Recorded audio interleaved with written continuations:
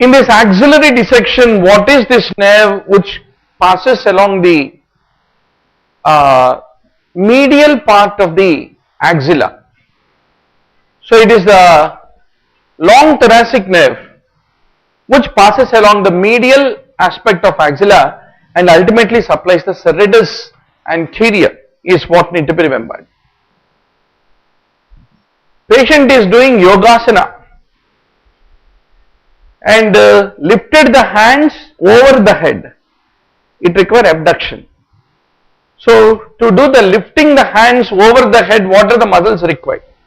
Trapezius and serratus anterior are the pair which is required in order to do the overhead abduction is what we need to basically appreciate. What is this anatomical space A? Quadrangular space. So what are the boundaries of quadrangular space, doctor? You have a teres minor, then you have the medial aspect of the humerus. So long head of triceps, teres minor, subscapularis and surgical neck of humerus, they form the boundaries. Now carpal tunnel has been shown to you. So within the carpal tunnel what you have is a median nerve. Outside the carpal tunnel what you have is a ulnar nerve and ulnar artery is what you have to be very sure of. What is the surface of the brain which you are seeing? It is the medial surface of the brain. You have the cingulate gyrus, corpus callosum, etc. So the medial surface is supplied by the anterior and posterior cerebral arteries is what you have to identify. Now what is this EEG is showing? Is it showing rapid eye movement or non-rapid eye movement? Typically it is showing the non-rapid eye movement. Bedwetting is a sleep disorder which is typically found in non-rapid eye movement, whereas rapid eye movement is characterized by low amplitude, not a very high amplitude ones as what you can see here. So low amplitude, high frequency waves and NREM is associated with dreaming, atonia and irregular heart rate and breathing patterns is what you need to ultimately remember. So you have a waking and the various stages of slow wave sleep, then comes a rapid eye movement sleep. Rapid eye movement is a low amplitude, high frequency, whereas non-rapid eye movement is low amplitude, high frequency. So sorry, high amplitude, low frequency. Now you have been shown action potential curve. The point D is the time where the cell is in a refractory state for the next stimulus to stimulate it. So that is the time where the potassium conductance is highest at the point D is what you need to ultimately understand. Now you have been shown the respiration normal versus abnormal. So at what level? If you do the mid-pons transection with the Vegi cut, you have two centers, pneumotaxic and apneustic center. So I leave the literature for you, each of them what will they do. But remember, out of the 6 or 5 questions in the state MD entrance, in AP PG, Tamil Nadu PG, any PG, one will be definitely from nephron physiology, one will be from the regulation of respiration. Many times these questions are repeatedly asked. Okay, so anyway, you are all coming from December first week onwards. We start APPG crash course.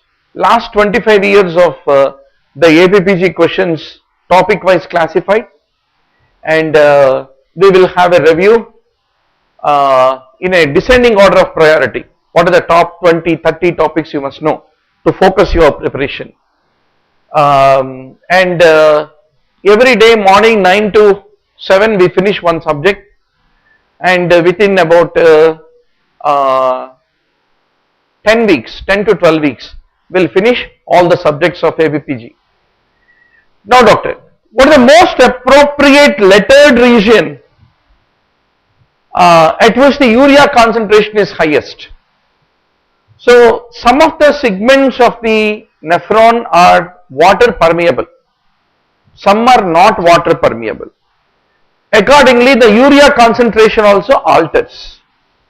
And if you take all these segments, it is the segment E, which is the distal part of the collecting duct, is the one which is having the highest concentration of the urea. Once more, what is countercurrent mechanism? Why the concentration is highest over there? All those funda you need to review in the literature. Now, which is a LFSEPT out of all this? There are various immunomodulated drugs and they have got differing mechanisms of action. Cyclosporine, tacrolimus are calcineurin inhibitors. This was the recent question which was asked in AIIMS November 2015. Similarly, etacept acts at the level of CD2. Then sirolimus acts on mTOR. Then basiliximab etc. acts on interleukin 2. So these are the interleukin 2 receptor. So these are the various levels at which immunomodulated drugs act. And doctor, we are practicing day in and day out transplantation. So that is the reason we need to be very sure on immunosuppression. What are the various immunosuppressant drugs, immunomodulated drugs, what is their specific action, and the various types of monoclonal antibodies, how do they function? That is also another very grey area. Now once more, an immunosuppressant drug A has been given and it has been metabolized to 6-mercaptopurine. So what metabolizes to 6-mercaptopurine among the immunosuppressors that you know, azathioprine, is what you need to basically remember. And if you are using azathioprine along with allopurinol, even azathioprine is metabolized by xanthine oxidase.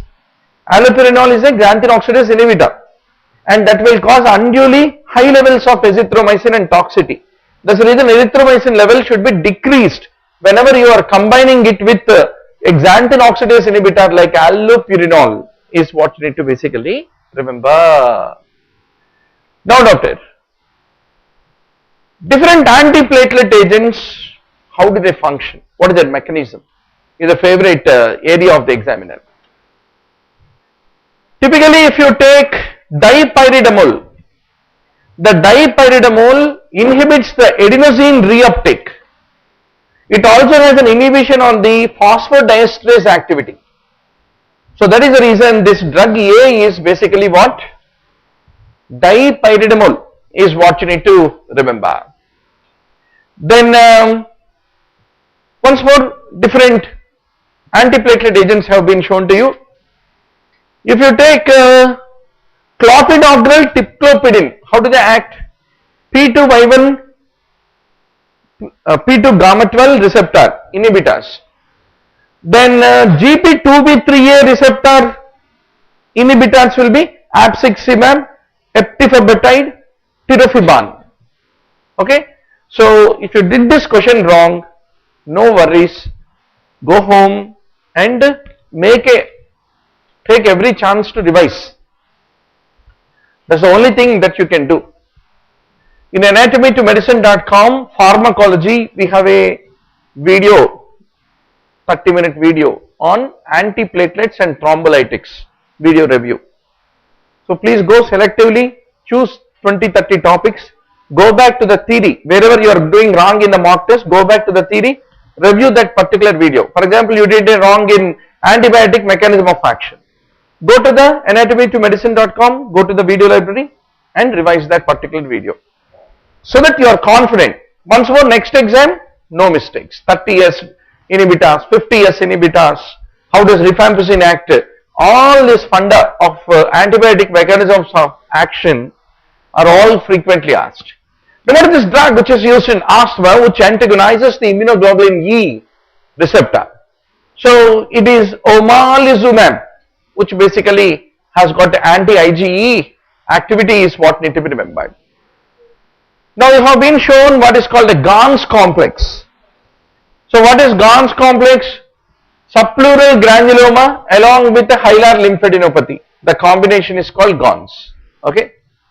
Then you have been shown a placenta. What is this called? Subsensoriate lobe, which is an accessory lobe, and that can become retained in the placenta and can lead to development of postpartum hemorrhage. Is what need to be remembered.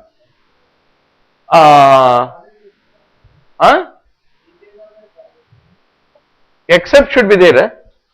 I think I forgot to put except, and APH must be the answer. Am I right?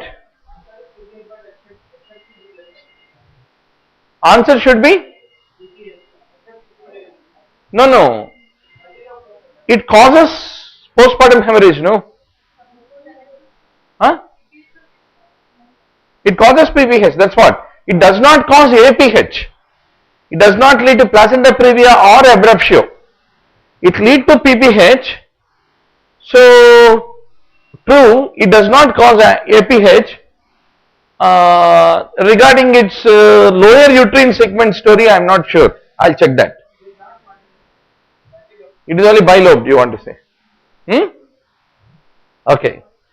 25-year-old with 2 months amenorrhea, vaginal examination has been shown. What do you see in the vaginal examination?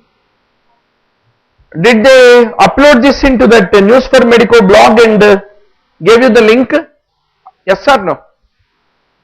All these images, they will upload it into like a page in the News for Medico, so that you have got a color images in that. On your smartphone, you can go to that link and go through the color images. They didn't do that? Have you not done for the paper-based exam students? Otherwise, how will you appreciate blue issue and diagnose pregnancy? You need to get that blue issue on a white and black and white Xerox question paper. Where will you get that? So, Chadwick sign, basically, right? Did they or did they not? They might have mentioned one link. They mentioned, our guys do right job. That's how they have been working with me all the time. Only thing is, you need to open smartphone and then check so that you can go through. And don't tell you don't have smartphones. You all have smartphones, right? Nowadays, non-smartphones are not in market, are they? Maybe they are selling it like antiques, non-smartphone, so that they are more costlier than smartphone. So, a primary gravida complains of acute lower abdominal pain. Uterine fundal height is at this point A. When it reaches the midway between the pubic symphysis and the umbilicus, what is the week generally? 4th month. Right?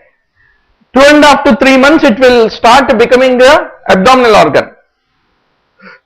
So, accidental hemorrhage is not a complication that occurs at 4th month. It is a complication that occurs in the 3rd trimester of pregnancy, not 1st trimester. Right? So, that's the point. Did I include except or not in that?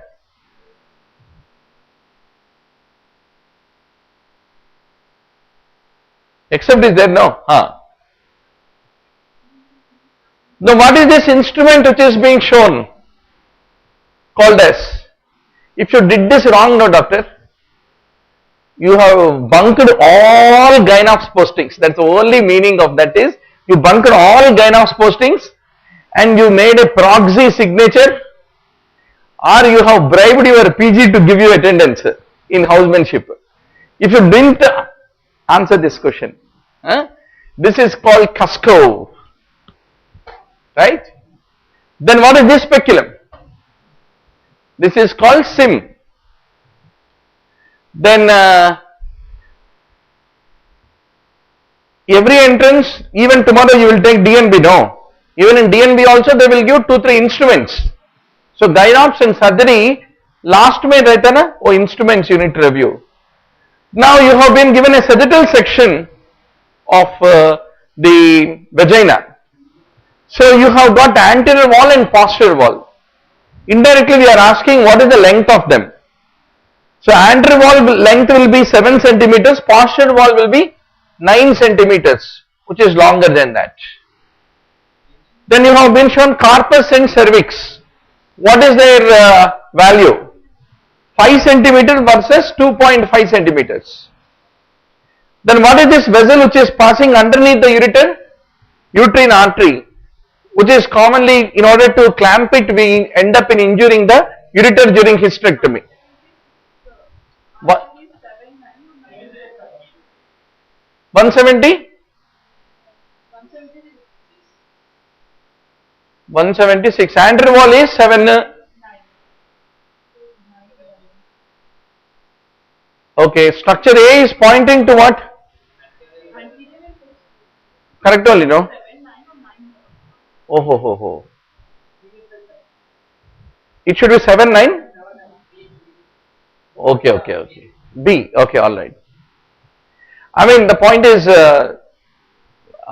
when creating image based questions, a lot of creativity is needed. In the process, we make few typographic mistakes in setting up. Yeah, we will do the correction in the key. Then doctor, one is proliferative, other is secretory.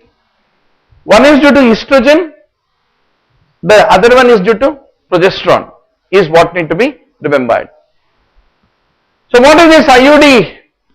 Basically, copper containing IUD. So 380, Nova T 380, which has a lifespan of about 5 years. What is that hormone which typically at the time of ovulation peaks up? LH, and hormone B is FSH. Then what is the appropriate age of the gestation in this ultrasound? Practical question. So you are able to see the fetal pole. So that is the reason it should be around 5 weeks, 5 to 6 weeks. Transvaginal 5, abdominal 1 week later. So this is how without fetal pole at 4 weeks, and this is with the fetal pole at 5th week. That's what you need to appreciate. Now between the two, which is a threatened abortion and which is a missed abortion.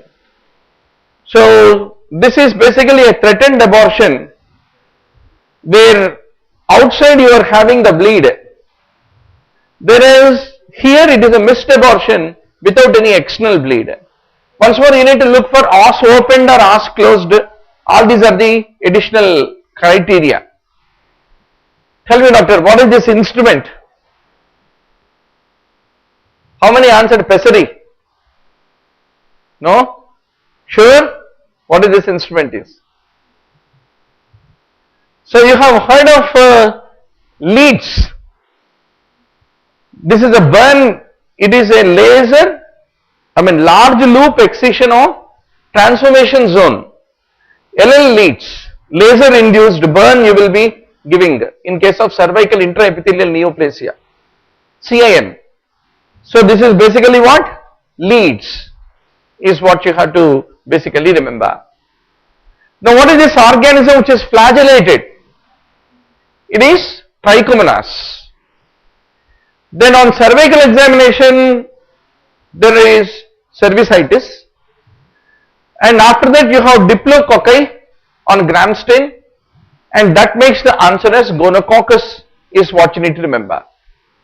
Now you have got multiple ulcerative lesions on the vulva, which is suggestive of herpes simplex. That is all about the image based questions.